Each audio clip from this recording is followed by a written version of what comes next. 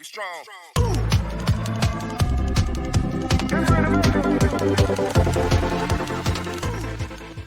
Before leaving, our boy startled. The girl cutely states that it was made out of marbled ice. Leon jumps up to stop her from leaving, as Wrath presses and desperately asks her to give him more. All their attempts are futile, and Lunan leaves without turning back. Leon stands there in a daze, observing her figure from behind. Wrath remarks her to be an odd human, while our hero wonders if she was worried for him. He then contemplates her character, stating that she has a sweet tooth like a child, and recalls that there would have been 4 in the box that she held, which means she specifically saved 1 for him. She didn't really have to, but the girl gave away something to him which she really liked. Now leaving for his home, he walks towards the annex while stating that he should repay her in some way, and Wrath immediately pops up to ask him if the girl can give him more of that marbled ice cream. Announcing that he's back, our hero makes it to his home, and Sylvia immediately yells out at him in worry. She asks what took him so long, and if he has had something to eat, but our hero simply responds that everything is fine. He now holds a letter in his hands, as Judiel expresses that this is the letter that she will deliver to the Intermediate Martial Hall. Leon questions what they had to say, and she nervously answers that it was nothing much, before stating that they ordered her to look into things more deeply because he had mastered his combat and swordsmanship so fast. But she expresses that they have lost interest in him, because he has not been able to learn the use of aura. Continuing with the conversation, he asks her what she has to say about his mother, and Judiel explains that people seem to have lost their interest in Sylvia as well. Judiel adds that at this rate, they will pull her back from her spy duties, which Leon doesn't like. After all, there's a lot more information he'd like to gain from her. Voicing her concern, Judiel nervously mutters and asks Leon if it may be on purpose that he has not learned aura yet. Not willing to reveal anything to a double spy, Leon asks the maid what she thinks. Of course, that startles the spy maid, as she stutters and nervously apologizes for asking such a rude question. Concluding the conversation, he then excuses the spy maid, and after she leaves, Wrath appears before him, as he repeats that someone would actually think that he is not learning how to use aura on purpose. Our hero explains that it's smart to utilize the situation and atmosphere to one's benefit. Wrath raises a question in curiosity about how the talented master is having a hard time learning something so simple. He exclaims that it's something unimaginable to him, and the young warrior sighs that he does not know, asking him to come along as he goes to train. Wrath is enraged and taken aback at the mention of training once again.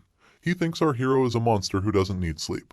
Our hero is unbothered by his complaints, elaborating that training should make things easier for him. But before he can finish his sentence, just as he opens the door to leave for training, he is taken by surprise when he finds Lemmer sitting peacefully in his garden, playing with the birds around him. Leon calls out at the head instructor, and upon noticing our young hero, Lemmer asks if he has had a good night's sleep.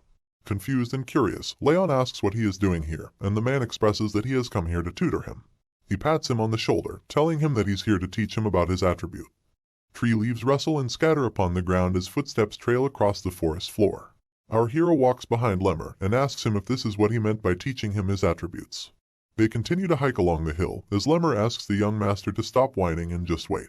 He elaborates that he's a little lazy, but that shouldn't be mistaken for incompetence, because he is an excellent teacher. Leon raises concern, and questions how he's supposed to learn his attributes in a place like this. To answer, Lemmer turns to his student and explains that he cannot forget the day he first saw his training technique. He describes it as if he were looking into flames so strong that they resembled magma. He mentions the boldness with which he tried to accept the coldness in his body, instead of removing it from his mana circuits. He exclaims in anticipation of the possibility that our hero might actually manage to master this training technique. Now breaking out of his recollection of memory, he observes the student resting against a tree to catch his breath. He claims that this place should be suitable. Leon observes his surroundings, and looks around to notice that they are in the middle of a forest, which makes him question if this really is the right place. He asks why they needed to come all the way over here, but before he gets a chance to gather himself, Lemmer throws a strong wave of aura burst at the student without warning. This takes him by surprise, and the instructor explains that he wanted to create a blade of wind to protect his lord. He elaborates that what the student is feeling right now is the wind he has chosen. Our hero takes a step back to reflect upon the impact that the wind has brought. Lemmer explains that he may have weakened the wind just to give him an example, but he is surprised to notice that the student is not surprised at all. Since Lemmer is an elf, he explains that this is how he has always felt the wind. But Leon, on the other hand, is a human, and since his mana circuits are filled with cold, it will be much harder for him to feel the same wind. The instructor also mentions that there are many kinds of winds, naming them as warm, cold, and sharp. He elaborates that he wanted to create a blade of wind that could pierce through anything, and with his hand held up towards the sunlight, the elf exclaims that he has finally achieved it. Lemmer then asks Leon to find out what kind of blade of wind is best for him, suggesting that he thinks of what kind of fire he wants to possess.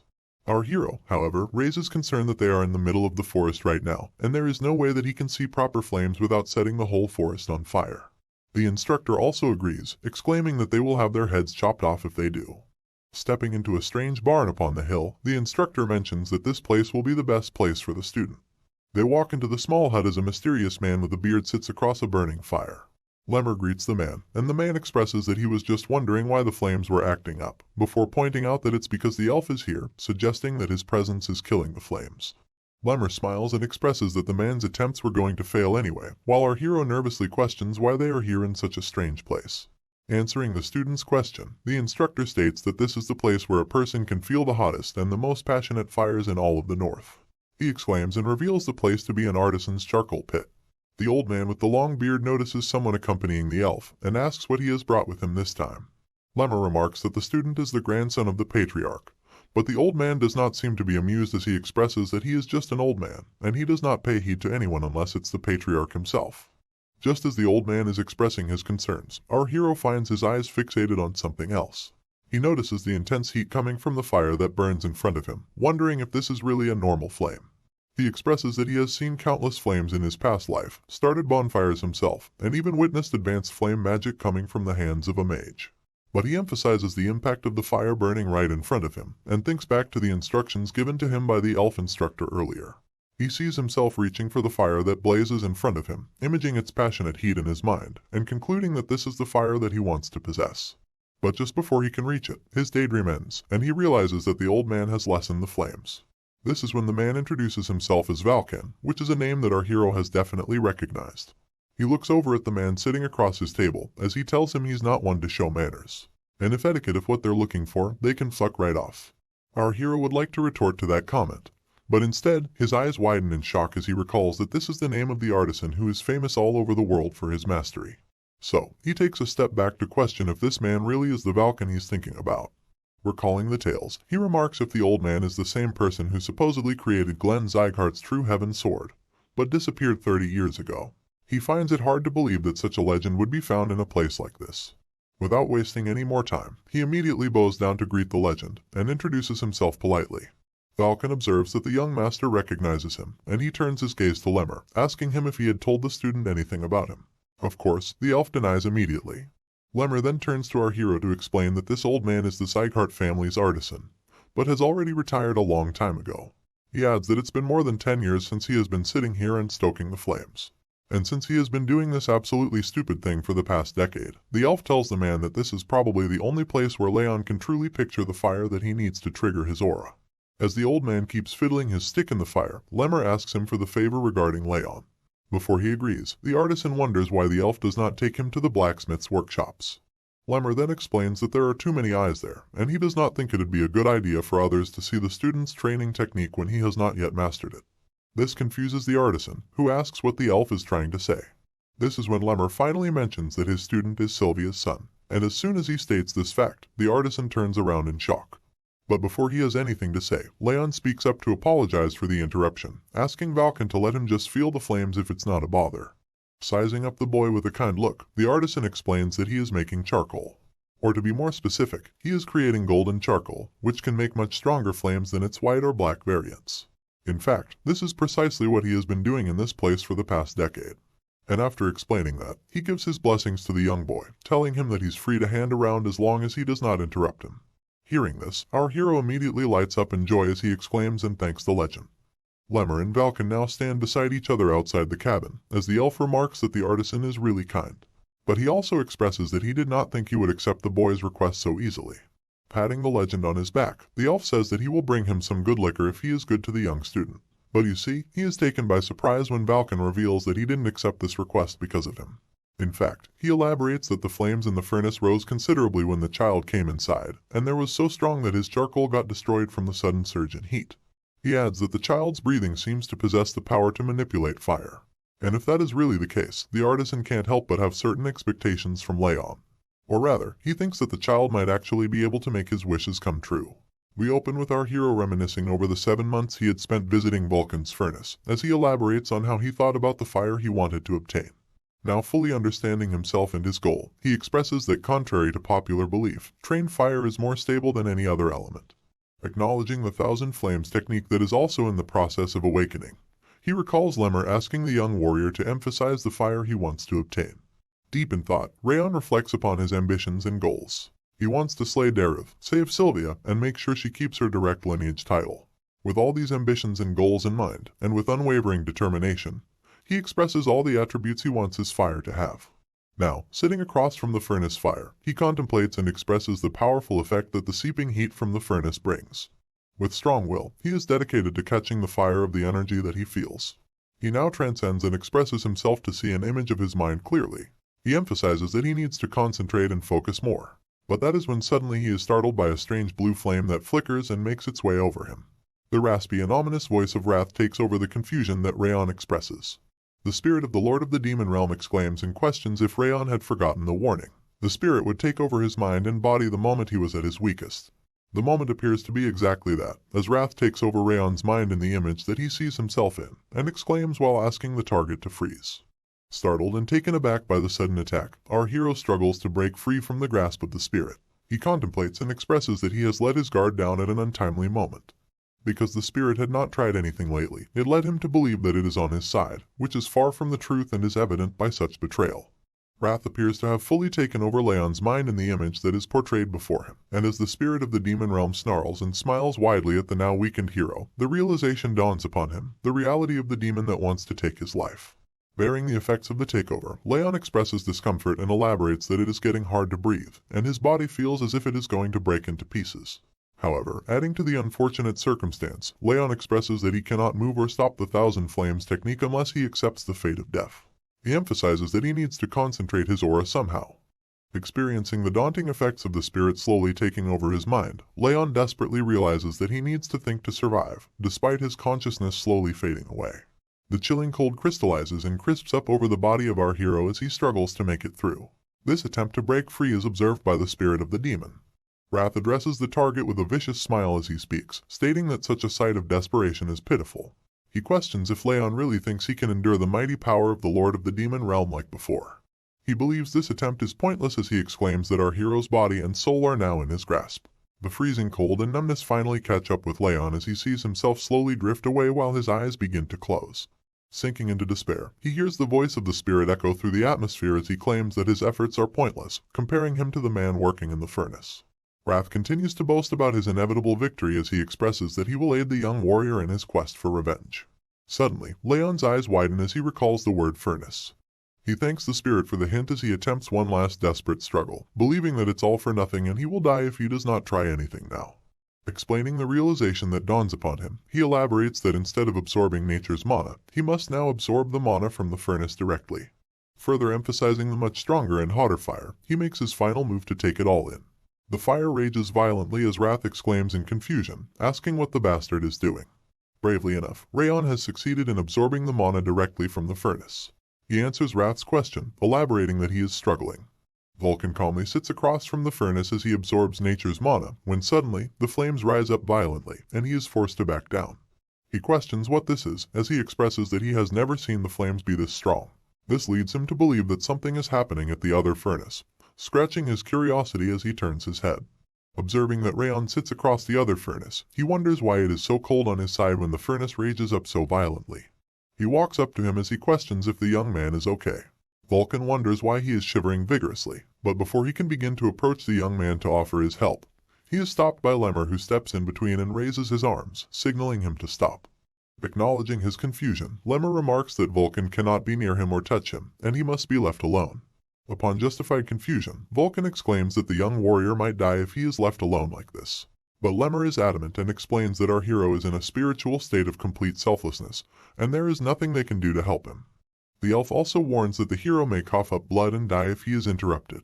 Holding their ground, Vulcan now wonders if this is the same coldness that Lemmer had previously talked about. Vulcan worries for the young master as he questions if there is nothing they can do to help him, and Lemmer blatantly denies as he exclaims that it is too dangerous.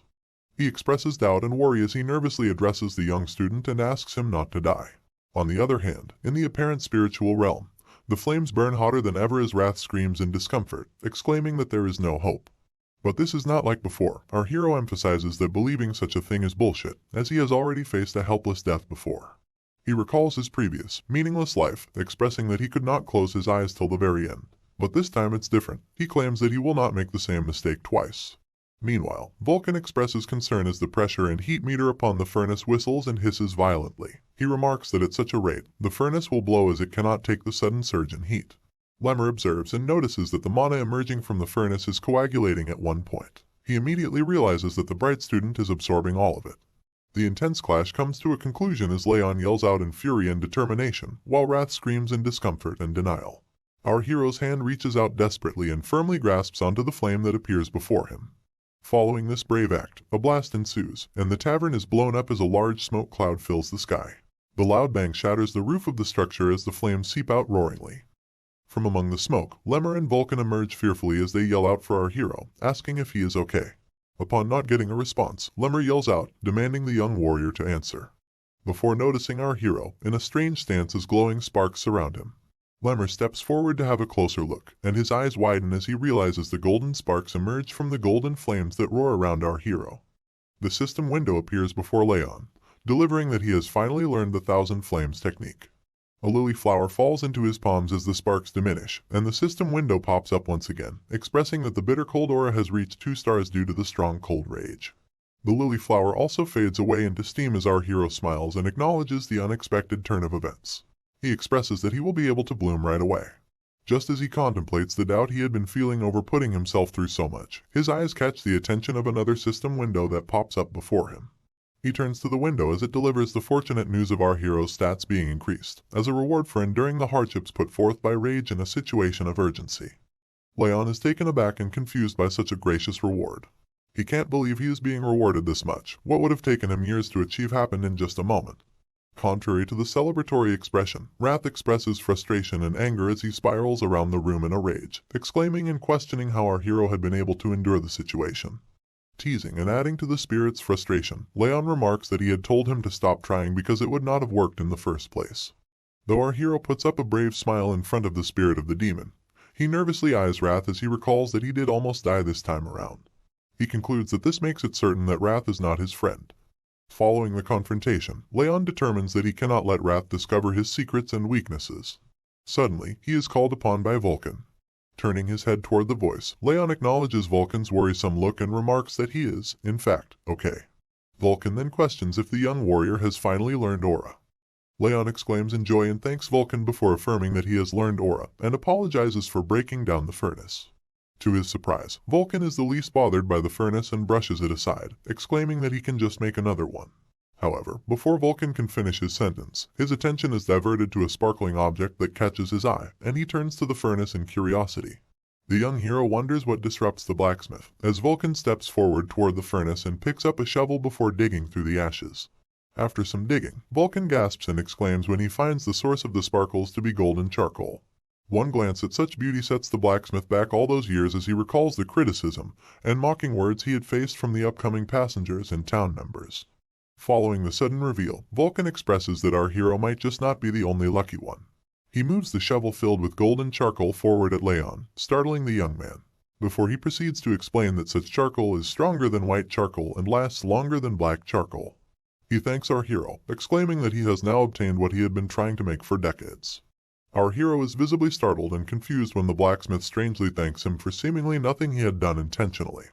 But Vulcan elaborates and expresses that each time the young master trained here, the flames grew wilder and became enlivened, and the heat from that spread all over the place. Further explaining such a phenomenon, Vulcan states that he is just a dunce who has done nothing but beat his hammer all his life, before exclaiming that he can tell such a feat is only possible because of the young warrior. He then thanks our hero for making this possible, before expressing that he wants to ask one simple question: what are our young hero's goals? Following up with the question, and upon visible confusion from Leon, Vulcan elaborates and asks Leon what kind of swordsman he wishes to be. Leon then expresses that he wants to be a swordsman who does not give up, regardless of the situation or enemy he is faced with. Upon such an answer, Vulcan is visibly confused, and he expresses that he did not expect such an answer from a young master. Nevertheless, Vulcan goes on to state that the young warrior will be able to possess a sword in 3 to 5 years, and he asks him to come and find him when he possesses one, elaborating that he will save the golden charcoal for that day. Leon is curious to know if the blacksmith means to make him a sword before questioning if he hadn't retired. Vulcan blatantly answers that people tend to go back on their word of retirement, before concluding the interaction as he waves goodbye to our hero, asking him to stay alive until then. Leon and Vulcan part ways as they walk separate paths. Looking over them is Lemmer, who observes them carefully from atop a hill. Lemmer nervously expresses that he had been wondering what would happen, before exclaiming that the young master has a really good talent for making people worry about him. This is followed by a sudden turn as he addresses the patriarch who stands behind him, asking if he is not right. Lemmer hysterically pokes fun at the patriarch, expressing that he would come here every day to watch over his grandson because he was worried for him. The elf remarks that he must be very relieved now, but the patriarch denies this claim. Following the expression, Lemmer begins to uncover that the young warrior's aura's quantity and purity are beyond insane. He is skeptical if such is because of the furnace's heat, and he remarks that the child is surely talented. Lemmer's observation is cut off by the patriarch, who steps in to express that such is not the case, and upon visible confusion on Lemmer's face, he elaborates that the young master has managed to turn his hardships into advantages. Moving along to the 5th training hall, Lunan steps into the battleground with a box in her hands, having a sad look on her face. She wonders when Leon is coming back. Recalling the harsh words of other students about Leon, Lunan saddens even more as she firmly grips the box and expresses that she wants to help him. She recalls that her mother told her to help those who helped her. Her sadness turns into joy, as her eyes widen in shock upon taking a glance at the mysterious figure that walks through the training hall door. Our hero steps into the training hall, arguing with wrath as the spirit springs up in frustration. He expresses that there is no need, and he can try his best. Wrath is visibly angered and frustrated as he asks the competent rival to stop being too arrogant. Just as Leon walks across the battleground, he is stopped in his way when his eyes catch on to Lunan. He is confused at the sudden appearance as he turns over to the girl, and she opens the box she holds in her hands, showing him the treats she has made for him. Lunan offers him the treats as she asks him to cheer up, and Leon joyfully accepts as he recalls the treats to be ice cream that she had previously offered him. Something strange takes Lunan by surprise just as she is offering him the treats, and her eyes widen in shock as she exclaims that the cool air and scent from Leon have turned much stronger and pleasant than before.